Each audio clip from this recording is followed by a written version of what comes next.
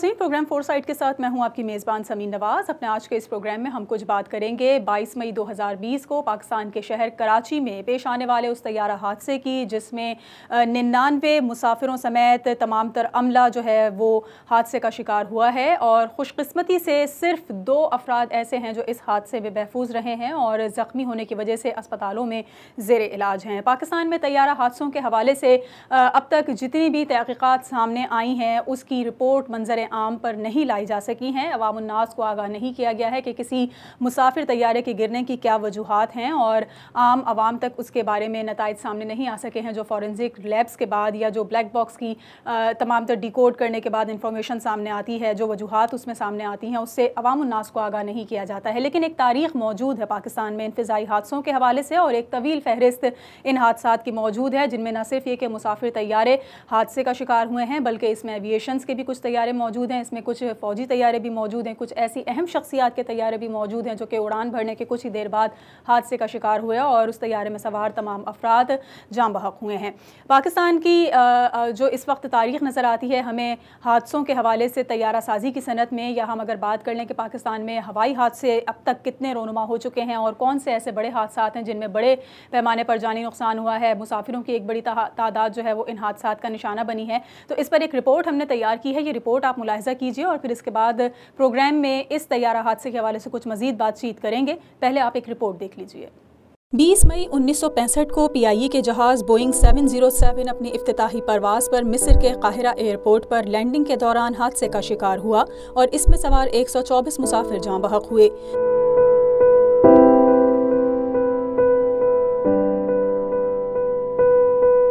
6 अगस्त 1970 को PIA का फोकर तैयारा F-27 Rawalpindi में गिरकर तबाह हुआ और इसमें सवार तमाम 26 मुसाफिर जान बहक हो गए। 26 नवंबर 1979 में PIA का बोइंग 707 तैयारा सऊदी अरब से हाजियों को वापस लाते हुए जद्दा एयरपोर्ट से उड़ान भरने के कुछ ही देर बाद गिरकर तबाह हुआ और इसमें सवार 156 अफराद जान बहक हो गए। 23 अक्टूबर 1986 PIA का फोकर जहाज F-27 पेशावर में लैंडिंग के दौरान तबाह हुआ और इस हादसे में तैयारे में सवार 54 अफराद में से 13 जान बहक हुए। 17 अगस्त 1988 को अमरीकी साख्ता फौजी जहाज C-130 बहावलपुर शहर के करीब गिरकर तबाह हुआ, जिसमें सवार फौजी सदर जनरल मोहम्मद ज़ियाउल हक समेत 30 फौजी जनरल और अमरीकी सफीर जान बहक हुए। 25 अगस्त 1989 PIA का फोकर तैयारा 54 मुसाफिरों को लेकर गिलगित से उड़ान भरने के बाद गिरकर तबाह हो गया। इस तैयारे का मलबा आज तक नहीं मिल सका। 28 सितंबर 1992 में PIA की एयरबस A300 टीपाल के दारुल हुकूमत खटमंडो एयरपोर्ट पर खराब मौसम के दौरान लैंडिंग करते हुए गिरकर तबाह हो गई और इसमें सवार 167 अफराद जान बहक हुए। 19 फरवरी 2003 पाकिस्तान एयरफोर्स का फोकर F-27 कोहाट के करीब गिरकर तबाह हो गया। इस हादसे में उस वक्त पाकिस्तान एयरफोर्स के सरबरा एयर चीफ मार्शल मसफ अली अपनी अहलिया और 15 दीगर अफराद समेत जान बहक हो गए। 24 फरवरी 2003 सेसना 402B चार्टर तैयारा, जिसमें अफगानिस्तान के एक वजीर मोहम्मद मोहम्मदी, 4 दीगर अफगान हुक्काम, 1 चीनी माहिर और 2 पाकिस्तानी क्रू मेंबर सवार थे, बहरे अरब में हादसे का शिकार हुआ। 10 जुलाई 2006 PIA का फोकर तैयारा F-27 मुल्तान से लाहौर जाते हुए परवाज भरने के कुछ ही देर बाद हवा में तबाह हो गया। इस हादसे में 41 मुसाफिर और अमले के 4 अरकान जान बहक हुए। 28 जुलाई 2010 पाकिस्तान की निजी कंपनी एयर ब्लू का कराची से इस्लामाबाद जाने वाला तैयारा लैंडिंग के दौरान मारगला की पहाड़ियों में गिरकर तबाह हो गया। इस हादसे में तैयारे में सवार 152 मुसाफिर जान बहक हो गए। 5 नवंबर 2010 अतालवी तेल की कंपनी 2 इंजनों वाला तैयारा कराची से उड़ान भरने के कुछ ही देर बाद गिरकर तबाह हो गया, जिसके नतीजे में इसमें सवार 21 अफराद जान बहक हो गए। 28 नवंबर 2010 को जॉर्जिया की एयरलाइन सनवे का रूसी साख्ता तैयारा कार्गो IL-76 कराची से उड़ान भरने के कुछ ही देर बाद गिरा, जिसके नतीजे में 12 अफराद जान बहक हुए। 20 अप्रैल 2012 भोजा एयरलाइन का एयरबस 737 तैयारा कराची से उड़ान भरने के बाद इस्लामाबाद के करीब गिरकर तबाह हुआ। इस हादसे में तैयारे में सवार 121 मुसाफिर और अमले के 6 अरकान जान बहक हो गए। 8 मई 2015 पाकिस्तान आर्मी का हेलीकॉप्टर गिलगित के करीब हादसे का शिकार हुआ। इस हादसे में 8 अफराद जान बहक हुए, जिनमें नॉर्वे, फिलिपाइन और इंडोनेशिया के सुफरा, जबकि मलेशियन और इंडोनेशियन सफीरों की बीवियां शामिल थीं। 7 दिसंबर 2016 PIA का ATR तैयारा चित्राल से इस्लामाबाद आते हुए हादसे का शिकार हुआ। इस हादसे में जुनेद जमशेद समेत 48 अफराद जाँ बहक हुए। 22 मई 2020 PIA का मुसाफिर तैयारा एयरबस A320 तैयारा हादसे की तारीख पर मबनी रिपोर्ट आपने देखी। पाकिस्तान की तारीख में किन किन तैयारों को किन किन अदवार में और कौन कौन सी शख्सियात इन हादसात का निशाना बनी है, ये हादसात रोनुमा होते रहे हैं, इस पर आपने रिपोर्ट मुलाहिजा की। एक ब्रेक लेंगे यहाँ पर और ब्रेक के बाद वापस आएंगे। तो इसी पर कुछ मज़ीद बात करने के लिए हमें ज्वाइन कर रहे हैं कर्नल रिटायर्ड मुख्तार भट्ट साहब, और हवाबाजी के शोबे के माहिर हैं और इस हवाले से बहुत से तकनीकी उमूर भी जानते हैं कि आखिर कौन सी ऐसी वजूहात हैं, कौन सी ऐसी नेग्लिजेंसीज़ हैं जिसकी वजह से हम देख रहे हैं कि आए रोज़ एक बड़े पैमाने पर नुकसान होता है और आवाम जो है वो मज़ीद एक नए सानहे में मुब्तला हो जाती है। एक ब्रेक लेंगे, ब्रेक के बाद वापस आएंगे तो कुछ मज़ीद गुफ्तगू करेंगे कर्नल रिटायर्ड मुख्तार भट्ट से। हमारे साथ रहिए।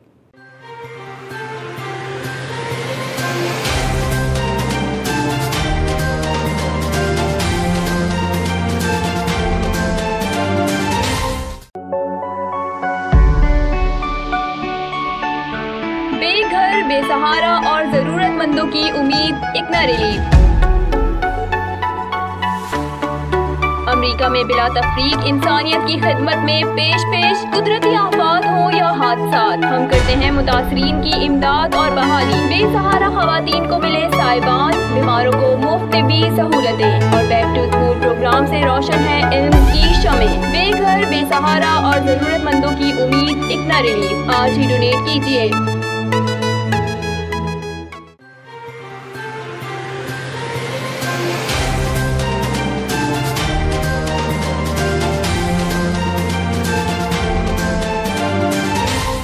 वेलकम बैक नाज़रीन। प्रोग्राम फोरसाइट में एक बार फिर आपको खुशामदीद कहेंगे। कर्नल रिटायर्ड मुख्तार भट्ट साहब इस मौजू पर बात करने के लिए हमारे साथ प्रोग्राम में मौजूद हैं। बहुत शुक्रिया भट्ट साहब, आपने वक्त निकाला। सर, एक और अलमनाक हादसा रोनुमा हुआ है।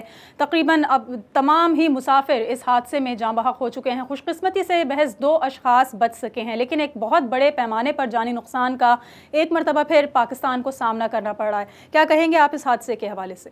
ये बड़ी बदकिस्मती की बात है और पूरी कौम जो है इस हादसे की वजह से सौगवार है।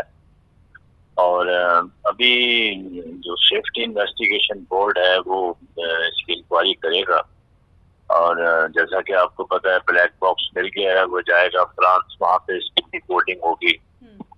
और आपने देखा होगा कि एयरपोर्ट से सिर्फ 1 मिनट के फासले से वो जहाज जो है वो गिरा है और उसकी वजह से जो बड़ा जानी नुकसान हुआ है। तकरीबन 93 लोग जो हैं और 2 लोग बच गए हैं। 2 सुना बच्चियां भी जिंदा उसमें आई हैं बाद में।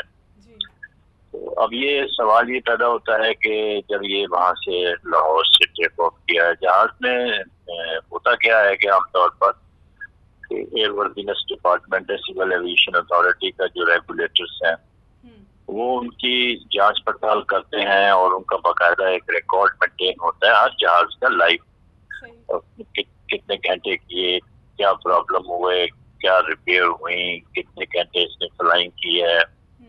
तो वो A to Z उसमें सारी डिटेल्स कवर होती हैं और जब कभी इंक्वायरी होती है तो फिर ये तमाम जो चीजें हैं ये रिकॉर्ड जो है वो चेक किया जाता है। तो इस वक्त तो प्री मैच्योर है कि रीजन क्या है, लेकिन जैसे कि स्पेकुलेशन है जो कि अहमद शाहिदैन के बयान है, उनका ये कहना है कि एकदम जहाज तो गिरा है और उसमें इंजनों में आग लगी हुई थी। और पायलट की और जो एयर ट्रैफिक कंट्रोलर की कन्वर्सेशन हुई है वो आपने भी सुनी होगी और टीवी पे भी प्ले हुई है। उसने कहा है कि मेडे का मतलब होता है कि नाउ ही plane is out of control of the pilot और अब अल्लाह के ऊपर छोड़ो उसको, बस कुछ नहीं हो सकता। ये एक्सट्रीम इमरजेंसी में ये सिग्नल दिया जाता है। सही, जिस तरह भट्ट साहब आपने कहा कि उड़ान भरने से कबल बाकायदा तौर पर प्रॉपर उस जहाज़ का मुआयना किया जाता है, A to Z और तमाम तर चीज़ों को चेक किया जाता है कि बाकायदा सही तरीके से ये काम कर रही हैं या नहीं। तो क्या ऐसा लगता है कि जहाज़ में उड़ान भरने के बाद कोई ख़राबी पैदा हुई होगी या इस जहाज़ में पहले से कोई ख़राबी हुई होगी जो किसी नेग्लिजेंसी की वजह से सामने नहीं आ सकी? ऐसा हो सकता है कि दौरान परवाज़ ही जहाज़ में इतनी बड़ी पैमाने की ख़राबी पैदा हो जाए कि वो जहाज़ कंट्रोल से बाहर हो जाए? नहीं, लेकिन दौराने प्रवास तो उसको कोई प्रॉब्लम नहीं हुआ। 1:10-13 से जहाज वहां से चला है और 2 उसको 27-28 पे लैंड करना था।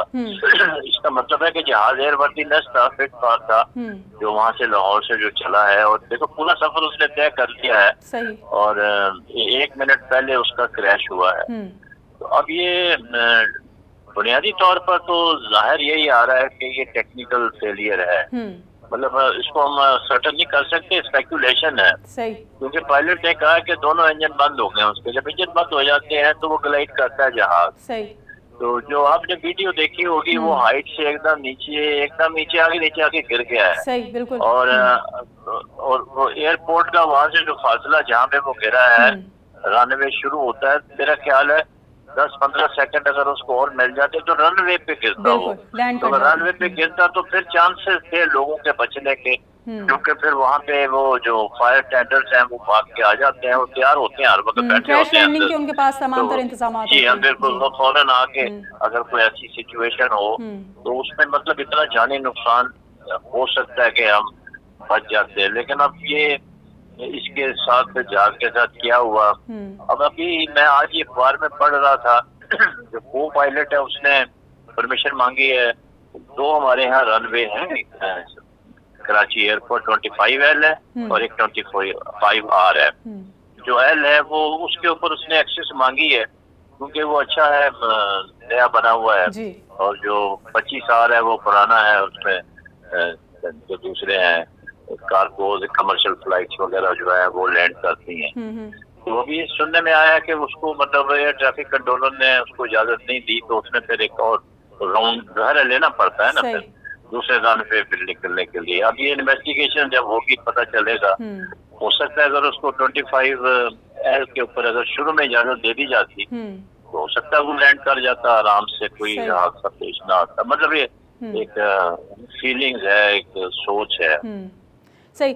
सिविल एविएशन के हवाले से जो बताया जा रहा है कि उनके डीजी गुज़िश्ता 2 सालों से कोई तैनाती उनकी मुमकिन नहीं हो सकी है, कितना जिम्मेदार समझते हैं इस वक्त आप सिविल एविएशन के इदारे को इस तरह के हादसात के हवाले से? ये तो देखें, बात ये है कि ये बहुत मतलब ये एक अनदर बिग ट्रेजेडी है with the government of Pakistan कि द ऑर्गेनाइजेशन सिंस 2018 से तीसरा साल हो गया है कि DG civil aviation authority post नहीं हुआ और जो सेक्रेटरी एविएशन है उसको एडिशनल टास्क मतलब ड्यूटी दी हुई है। ये वैसे भी कॉन्फ्लिक्ट ऑफ इंटरेस्ट है। सेक्रेटरी एविएशन के पास तो बेशुमार काम है दूसरे, वो मतलब कैसे इसको लुक आफ्टर करेगा, ये हमारे समझ में नहीं आती है कि ये क्या हो रहा है हुकूमत की तरफ से, इस किस्म की कोताहियां क्यों होती हैं। They should have appointed a full-fledged deputy DGCA, जो DGCA है। पुराने भी सीनियर बड़े अच्छे अफसर हैं, इंटेलिजेंट हैं, एक्सपीरियंस्ड हैं, फॉरेन क्वालिफाइड हैं, रिटायर हो गए हैं हाल ही में। उनको किसी को भी लगाया जा सकता है अगर आपको कोई आदमी नहीं मिल रहा। विद इन सर्विंग जो सीनियर डिप्टी डीजी अभी हैं उनको भी लगाया जा सकता है। और फिर दूसरा मतलब there is no justification on the part of government to give additional charge to the Secretary Aviation because you have full-fledged Deputy DGCA from Pakistan Air Force। वो उनको मतलब ये चार्ज जो है असूली तौर पर हैंड ओवर होना चाहिए और माजी में ये होता रहा है। मैं तो खुद भी आपको पता है कि सिविल एविएशन में रहकर आया हूं। संजीदगी का तो इसका मतलब है कि मुजाहिरा हुकूमत की जानिब से ही किया जा रहा है, इसमें फिर किसी तौर पे ये कोताही है और ये नेग्लिजेंस है और इसकी कोई जस्टिफिकेशन नहीं है। मतलब वो कैसे इंटरेस्ट, वो कैसे कंट्रोल कर सकता है कितने बड़े इदारे को जो कि आपको 60 बिलियन रुपीस जो है एनुअल टर्नओवर दे रहा है, जो इससे बड़ा इदारा कोई नहीं है जो पाकिस्तान से ज्यादा कमा के आपको दे रहा हो, और उसको निगलेक्ट करना जो है मेरे ख्याल में मुनासिब नहीं है। सही। बट साहब मेरे साथ आप लाइन पर ही मौजूद रहिएगा, एक ब्रेक लूंगी, यहाँ पे ब्रेक के बाद वापस आएंगे तो कुछ मजीद सवाल के आपसे जवाबात लेना चाहेंगे। एक मुख्तसर से वक्फे के बाद हमारे साथ रहिए।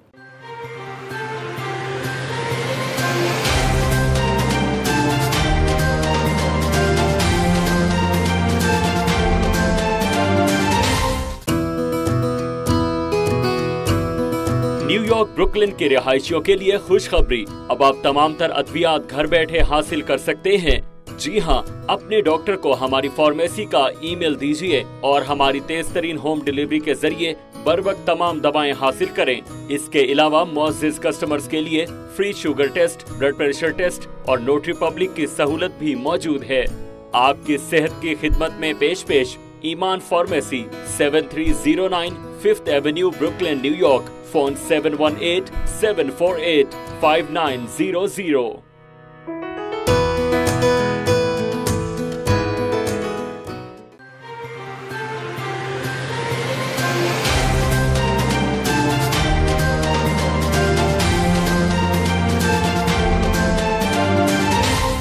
वेलकम बैक नाज़रीन। प्रोग्राम फोरसाइट में एक बार फिर आपको खुशामदीद कहेंगे। कर्नल रिटायर्ड मुख्तार अहमद भट्ट साहब हमारे साथ मौजूद हैं और 22 मई 2020 को पाकिस्तान के शहर कराची में रोनमा होने वाले तैयारा हादसे के हवाले से कुछ हम उनसे बातचीत कर रहे हैं। भट्ट साहब, जिस तरह हमने सिविल एविएशन के हवाले से बातचीत की कि यहाँ पर हुकूमत जो है उसका रवैया इंतहाई गैर संजीदा देखा जा रहा है कि 2 साल का अरसा होने वाला है लेकिन अभी तक DG की तैनाती नहीं हो सकी। लेकिन अगर हम बात करें एयरपोर्ट की सराउंडिंग्स की, अगर हम बात कर लें तो अगर हम दीगर ममालिक से कंपेरिजन करते हैं पाकिस्तान के शहरों में कायम एयरपोर्ट्स के हवाले से या कराची का जिना इंटरनेशनल एयरपोर्ट के हवाले से, तो इसके अतराफ में जिस तरह से आबादी का दबाव बढ़ता चला जा रहा है और न सिर्फ ये बल्कि हाई राइज बिल्डिंग्स भी अब हम देख रहे हैं कि रोज़ बरोज़ उसमें इजाफा हो रहा है। इस पर क्या कहना चाहेंगे आप? कितना ज़्यादा सिंध बिल्डिंग कंट्रोल अथॉरिटी जो है वो जिम्मेदार है और वो यहाँ पर कितनी गैर संजीदगी का मुजाहरा कर रही है कि न सिर्फ रिहायशियों को उनकी जानों को खतरा बल्कि परवाज़ों को भी जो है वो खतरात लाहक हैं? आपने देखा होगा कि अक्सर बर्ड हेड के वाक़यात पाकिस्तान में होते रहते हैं। उसकी वजह यह है कि शादी हाल है, आबादी है और असूली तौर पर 15 किलोमीटर के एरिया के अंदर कोई बिल्डिंग वगैरह नहीं होनी चाहिए। और इसके लिए एक बकायदा बोर्ड होता है जो कि आपको NOC देता है।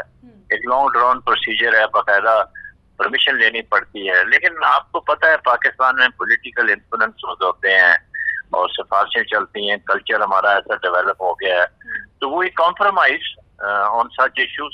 और हम NOC एक टेलीफोन कॉल पे भी इशू कर देते हैं। NOC मतलब यह है कि कोई जितनी बड़ी सिफारिश होगी तो कोई प्रॉब्लम नहीं है काम चलाने में। ये असूली तौर पर नहीं होना चाहिए। आबादी जो है वो पूरी दुनिया में आपने देखा होगा, एयरपोर्ट जो है वो उनके आसपास कोई आबादी नहीं होती। से दूर यही होती है कि टॉल बिल्डिंग जो है उनको नीचे आना पड़ता है बाज़ औक़ात।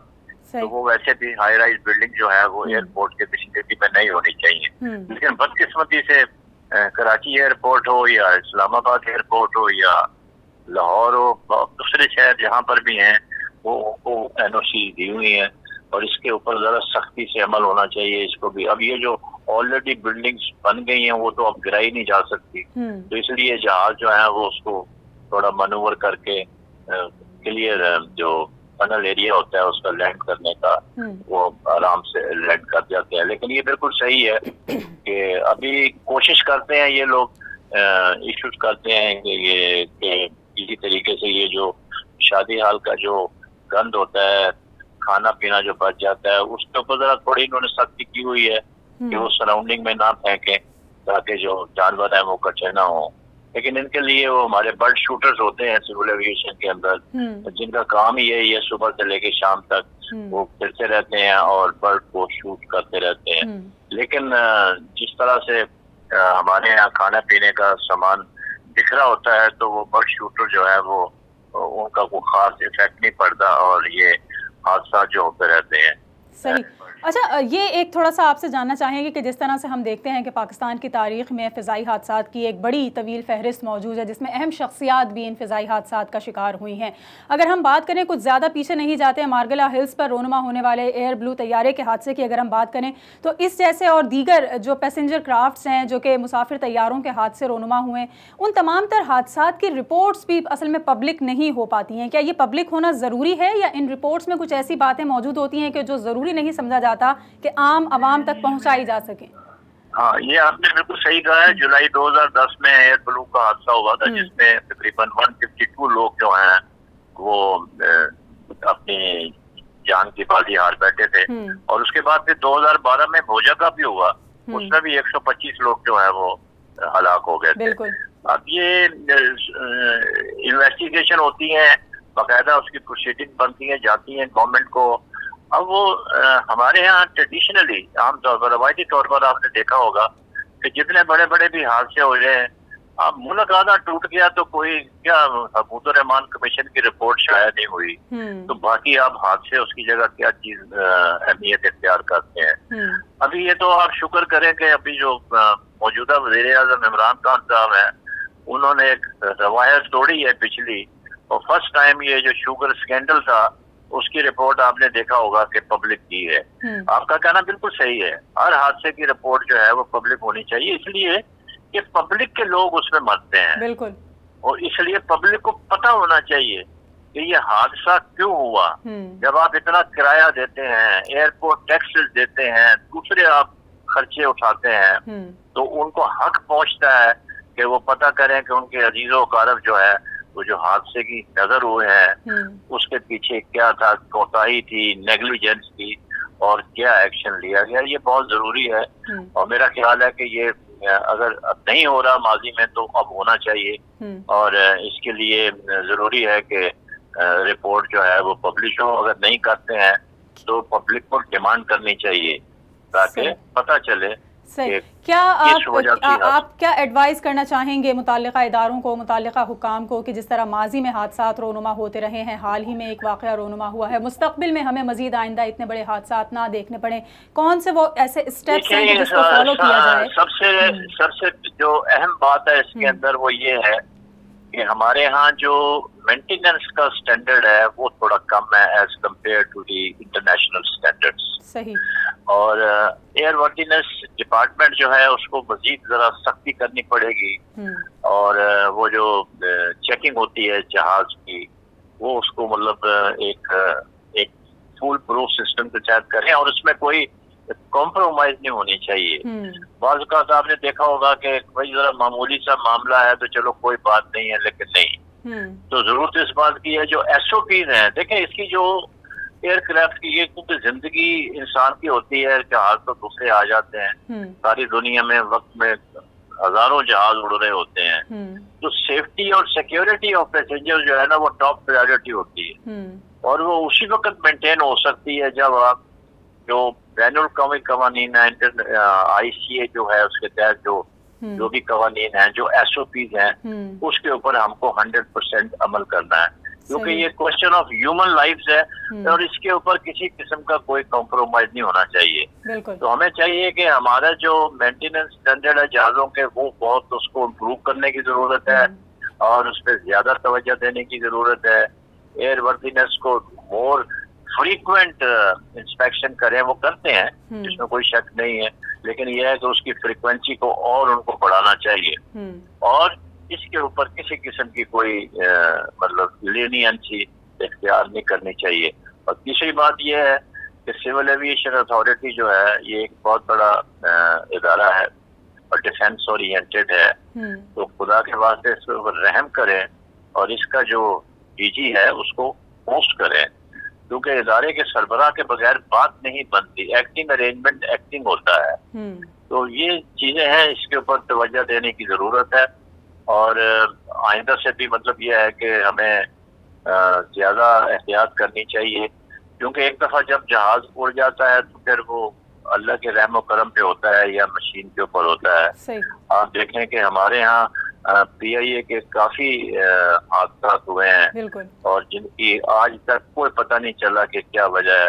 आमतौर पर होता है ये पायलट को ब्लेम कर दिया जाता है, तो दुनिया में होता नहीं है, वो कुछ बता नहीं सकता कुछ नहीं, लेकिन ये जो उसकी जो ऑथेंटिसिटी होती है वो ब्लैक बॉक्स और उसकी जो कन्वर्सेशन है ट्रैफिक कंट्रोलर, वो एक ऐसा रिकॉर्ड है जो वॉश ऑफ नहीं हो सकता, क्योंकि ब्लैक बॉक्स का रिकॉर्ड आधा घंटा जो है वो रहता है, तो उसके बाद फिर दोबारा चलता रहता है।